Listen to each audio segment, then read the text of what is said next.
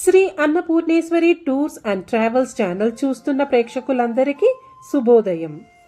అయోధ్య, మధుర, హరిద్వార్, కాంచీపురం, కాశీ, ఉజ్జయిని, ద్వారక సప్తమోక్షకదాయక పట్టణాలు. అందులో కాశీ క్షేత్రం అత్యంత శ్రేష్టమైనదిగా చెప్పారు. అటువంటి కాశీ చరిత్ర ఈ వీడియోలో ఉండబోతుంది. కానీ అంతకంటే ముందు మీరు గనక మన ఛానల్ని సబ్స్క్రైబ్ చేసుకున్నట్లయితే వెంటనే సబ్స్క్రైబ్ చేసుకోండి. అలాగే పక్కనే ఉన్న బెల్ ఐకాన్ క్లిక్ చేయండి. దానివల్ల మీరు మా ప్రతి అప్డేట్ను మిస్ కాకుండా చూడవచ్చు. కాశీ లేదా వారణాసి భారతదేశపు అతి ప్రాచీన నగరాల్లో ఒకటి. హిందువులకు అత్యంత పవిత్రమైన పుణ్యక్షేత్రం. ఇది ఉత్తరప్రదేశ్ రాష్ట్రంలో ఉంది. ఇక్కడ ప్రవహించే గంగా నదిలో స్నానమాచరిస్తే సర్వపాపాలు నశించి తిరిగి పునర్జన్మ ఉండదని హిందువుల నమ్మకం. వరుణ, అసి అనే రెండు ఉపనదులు కాశీ నగరం వద్ద గంగా నదిలో కలుస్తాయి.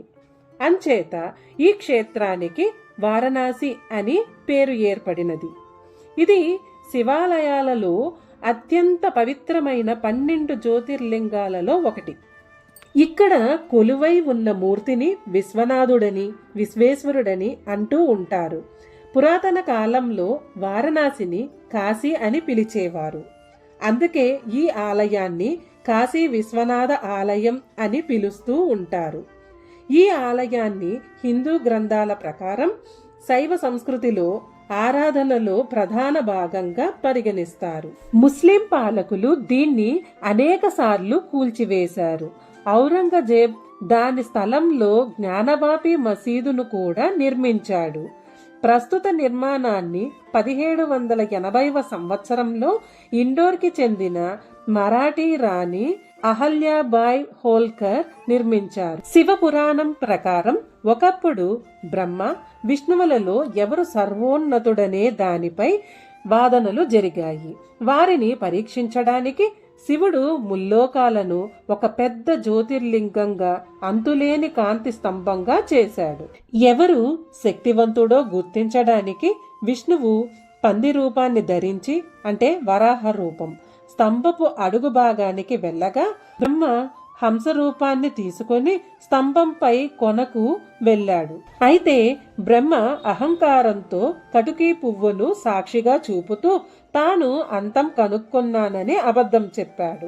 విష్ణువు తాను దిగువ కొనను కనుగొనలేకపోయానని నిజాయితీగా ఒప్పుకొన్నాడు. అప్పుడు శివుడు కోపాద్రిక్తుడై భైరవ రూపాన్ని ధరించి బ్రహ్మ 5వ తలని నరికి అతనికి పూజాధికారాలు జరగరాదని శపించాడు. విష్ణువు చూపిన నిజాయితీకి గాను శివునికి సమానంగా నిత్యం పూజలందుకుంటున్నాడు. జ్యోతిర్లింగం అనేది పురాతన అక్షం మొండి చిహ్నం. అంటే ఇది సృష్టి యొక్క ప్రధాన భాగంలో అత్యున్నత నిరాకార వాస్తవికతను సూచిస్తుంది. దాని నుండి శివుని రూపం కనిపిస్తుంది. ఆ విధంగా శివుడు కాంతి స్తంభంగా కనిపించిన ప్రదేశాలే జ్యోతిర్లింగ పుణ్యక్షేత్రాలు. జ్యోతిర్లింగాలతో సంబంధం లేకుండా శివునికి 64 రూపాలు ఉన్నాయి. 12 జ్యోతిర్లింగ క్షేత్రాలలో ప్రతి ఒక్కటి అధిష్టాన దేవత పేరును తీసుకుంటాయి. వీటిని శివుని విభిన్న రూపాలుగా పరిగణిస్తారు. ఈ ప్రదేశాలన్నింటిలో శివుని అనంతమైన స్వభావానికి ప్రతీకగా ఆద్యంతాలు లేని స్థానమును సూచించే లింగమే ప్రాథమిక చిహ్నం.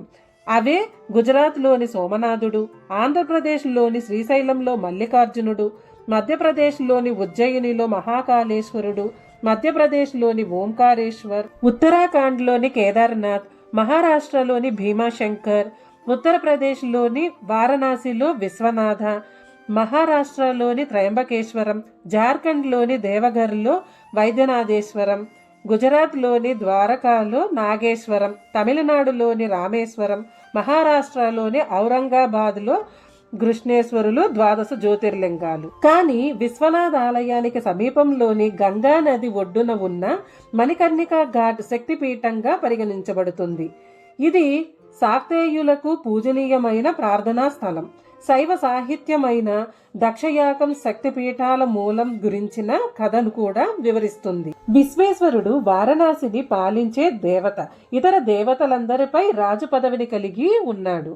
అలాగే నగరంలోనే కాకుండా దాదాపు 50 మైళ్ళ వరకు విస్తరించి ఉన్న పంచకోశి రహదారి అంటే దాని లోపల నివసించే ప్రజలందరికీ కూడా పాలకుడు. ఆలయ చరిత్రలో పదే పదే విధ్వంసాలు, పునర్నిర్మాణాలు జరిగినట్లు మాధురి దేశాయ్ చెప్పారు.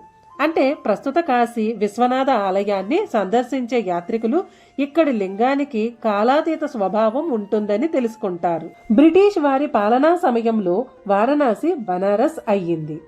కాశ్యాంతు మరణాన్ముక్తి, కాశీలో మరణిస్తే ముక్తి లభిస్తుందని హిందువులు విశ్వసిస్తారు. బౌద్ధులకు, జైనులకు కూడా ఇది పుణ్యక్షేత్రం. వారణాసి ప్రపంచంలో ఉన్న నగరాల్లో అత్యంత పురాతనమైనది.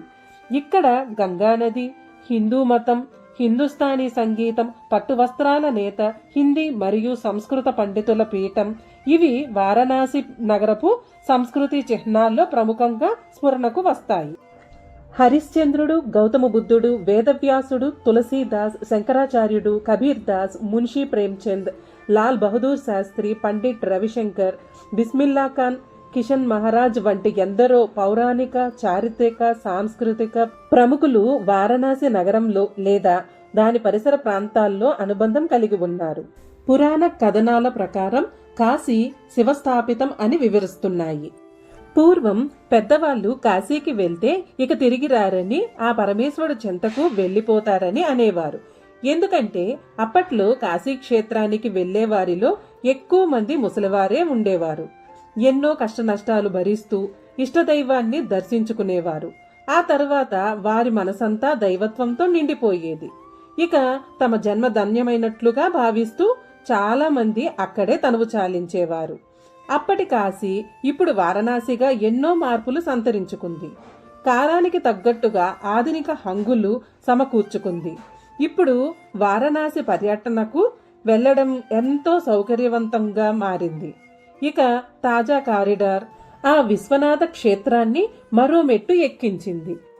కురుక్షేత్ర యుద్ధం తర్వాత పాండవులు భాతృహత్య మరియు బ్రహ్మహత్య పాతకాల నుండి విముక్తి పొందడానికి సప్తముక్తి పురాల్లో ఒకటైన కాశీ పట్టణానికి వెళ్లారు. అయోధ్య, మధుర, గయ, కాశీ, అవంతిక, కంచి, ద్వారక నగరాలను సప్తముక్తి నగరాలు. ప్రపంచంలో నిరంతరంగా నివాసయోగ్యమైన ప్రదేశాల్లో కాశీ ప్రథమ స్థానంలో ఉంది. కాశీ పట్టణం గురించి ప్రథమంగా అథర్వణ వేదంలో వర్ణించబడి ఉంది. అథర్వణ వేద కాల ప్రజలు ఇక్కడ నివసించారు. 8వ శతాబ్దంలో 23వ జైన గురువు మరియు ఆరంభకాల తీర్థ గురువైన పర్ష్వా జన్మస్థానం ఇది. చరిత్ర ప్రకారం చూస్తే సుమారు 5000 సంవత్సరాల క్రితం శివుడు వారణాసి నగరాన్ని స్థాపించాడని పురాణాల ద్వారా తెలుస్తుంది. హిందువుల 7 పవిత్ర నగరాల్లో కాశీ ఒకటి. ఋగ్వేదం, రామాయణం, మహాభారతం, స్కాంద పురాణం వంటి అనేక భారతీయ ఆధ్యాత్మిక రంగాలలో కాశీ నగరం ప్రసక్తి ఉంది. 18వ శతాబ్దంలో వారణాసి ఒక ప్రత్యేక రాజ్యమయ్యింది. తరువాత బ్రిటిష్ పాలన సమయంలో ఈ నగరం ఆధ్యాత్మిక వాణిజ్య కేంద్రంగా కొనసాగింది. విద్యకు, పాండిత్యానికి, శిల్పం, వస్త్రం, సుగంధ ద్రవ్యాల వంటి వస్తువుల వ్యాపారానికి వారణాసి కేంద్రంగా ఉంటూ వచ్చింది.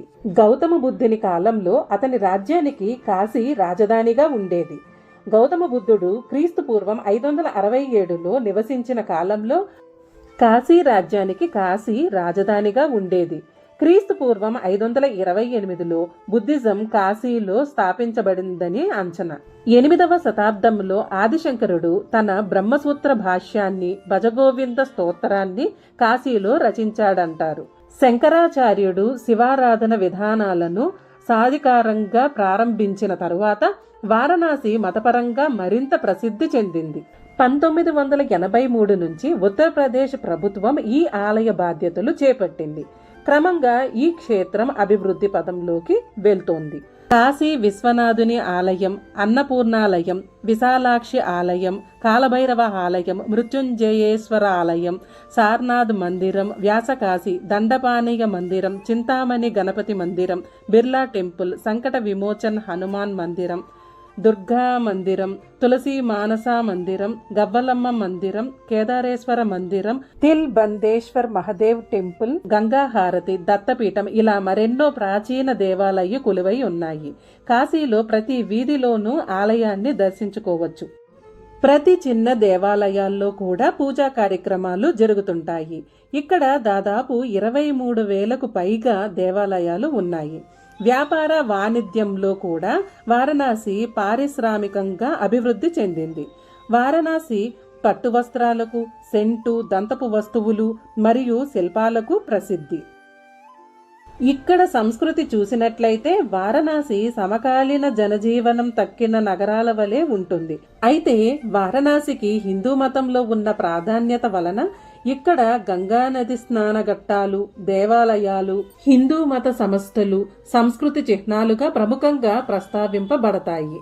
అంతేకాకుండా పట్టుచీరల నేత, హిందూ ముస్లింల సహజీవనం, హిందుస్థానీ సంగీతం, ఘరానా పెద్ద సంఖ్యలో వచ్చే పర్యాటకులు నగర జీవనంలో ప్రముఖంగా కానవచ్చే అంశాలు. ఇక్కడ అనేక స్నానఘట్టాలు ఉన్నాయి. దశస్వమేధ ఘాట్, మణికర్ణికా ఘాట్, సింధియా ఘాట్, మనమందిర్ ఘాట్, లలితా ఘాట్, అస్సీ ఘాట్, అలాగే జైన భక్తులు భజరాజ్ ఘాట్ను దర్శిస్తారు. అక్కడ నది ఒడ్డున 3 జైనాలయాలు ఉన్నాయి. తులసి ఘాట్ వద్ద గోస్వామి తులసీదాస్ రామచరిత మానస కావ్యాన్ని రచించాడు. ఇక్కడికి ప్రతిరోజు 1,00,000 మందికి పైగా యాత్రికులు వస్తుంటారు. గంగా స్నానం, దైవ దర్శనం చేసుకుంటారు. ఇక్కడ విశ్వేశ్వరాలయంలోని శివలింగం 12 జ్యోతిర్లింగాలలో ఒకటి. స్వయంగా శివుడు కొలువై ఉన్నారని హిందువుల నమ్మకం. గంగా స్నానం వల్ల సకల పాపాలు పరిహారమై ముక్తి లభిస్తుందని భక్తుల నమ్మకం. 18 శక్తి పీఠాలలో కాశీ కూడా ఒకటి. దక్షయాగంలో ఆత్మార్పణం చేసిన సతీదేవి చెవిపోగు పడిన చోటు ఇప్పుడు విశాలాక్షి మందిరం ఉన్నదంటారు. గవ్వలమ్మ తల్లియే శక్తి స్వరూపిణి కూడాను. కనుక శాక్తేయులకు కాశీ పరమ పవిత్ర క్షేత్రం. కాశీలో ప్రతి ఘాట్ దగ్గర శివలింగాలు అనేక పేర్లతో స్థాపించబడ్డాయి. గంగానది ఒడ్డున దశస్వమేధ ఘాట్ వద్ద విశ్వేశ్వరుడిగాను, శంకర ఘాట్ వద్ద మంగళేశ్వరుడుగా, అలాగే ఆత్మ విశ్వేశ్వరుడుగాను, దుర్గా కుండ్ దగ్గర కుక్కుటేశ్వరుడు, శ్రీ పరమేశ్వరుడుగాను, కతక్హి హవేలీగా దగ్గర కాలమాధవుడుగాను, గణేష్ ఘాట్ వద్ద అంగారకేశ్వరుడుగాను, అలాగే ఆంగనేశ్వరుడుగాను, ఉపాస్తనేశ్వరుడుగాను కొలువై ఉన్నాడు. శంకరా ఘాట్ వద్ద పరమేశ్వరుడుగాను, సంకజీ ఘాట్ వద్ద హరిశ్చంద్రేశ్వరుడు, వశిష్ఠేశ్వరుడుగాను, కేదార్ ఘాట్ వద్ద కేదారేశ్వరుడు, నీలకంఠ ఘాట్ వద్ద నీలకంఠేశ్వరుడుగాను, చిట్టన్పురా దగ్గర ఓంకారేశ్వరుడుగాను, త్రిలోచన దగ్గర కాశేశ్వరుడుగాను, మైదాగిన్ వద్ద శ్రీ మహామృత్యుంజయుడుగాను, కాళికాగలి వద్ద శుక్రేశ్వరుడుగాను కొలువై ఉన్నాడు ఆ మహాశివుడు. ప్రపంచవ్యాప్తంగా ఉన్న హిందువులు తమ జీవిత కాలంలో కనీసం ఒక్కసారైనా ఈ ప్రదేశాన్ని సందర్శించడానికి ప్రయత్నిస్తారు. ఆలయానికి తీర్థయాత్ర చేసిన తరువాత కనీసం ఒక్క కోరికనైనా వదులుకోవాలన్న సాంప్రదాయం కూడా ఉంది. తీర్థయాత్రలో దక్షిణ భారతదేశంలోని తమిళనాడులోని రామేశ్వరంలోని ఆలయాన్ని సందర్శించడం కూడా భాగంగా ఉంటుంది. కాశీలో గంగానది నీటిని తీసుకొని రామేశ్వరం వెళ్ళి అక్కడ నదిలో కలుపుతారు. రామేశ్వరం గుడిలో ప్రార్థన చేసి ఆ గుడి దగ్గర నుండి ఇసుకను తీసుకుని కాశీ విశ్వనాథ దేవాలయం వద్ద కలుపుతారు. కాశీ విశ్వనాథ దేవాలయం యొక్క అపారమైన ప్రజాదరణ, పవిత్రత కారణంగా భారతదేశం అంతటా వందలాది దేవాలయాలు అదే నిర్మాణ శైలిలో నిర్మించబడ్డాయి. విశ్వనాథ ఆలయంలో సహజంగా మరణించే వ్యక్తుల చెవిలో శివుడే మోక్ష మంత్రాన్ని ఊదుతాడని ఒక ప్రసిద్ధ నమ్మకం. ఇదండి కాశీ యొక్క చరిత్ర మరియు విశిష్టత. నెక్స్ట్ వీడియోలో అయితే కాశీ విశ్వనాథ స్పర్శ దర్శనం ఏ సమయంలో సులభంగా జరుగుతుందో తెలుసుకుందాం. ఈ వీడియో గనక మీకు నచ్చినట్లయితే ప్లీజ్ లైక్ చేయండి, షేర్ చేయండి, సబ్స్క్రైబ్ మాత్రం మర్చిపోకండి. ధన్యవాదములు. సర్వే జన సుఖినో భవంతు.